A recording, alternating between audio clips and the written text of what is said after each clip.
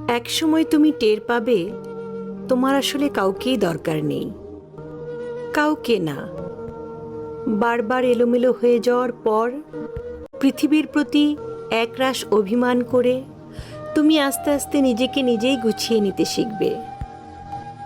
মানুষকে নিয়ে প্রচণ্ড আশা করে সেখান থেকে পাওয়া হতাশাগুলো থেকে তুমি একাই বাঁচতে শিখবে।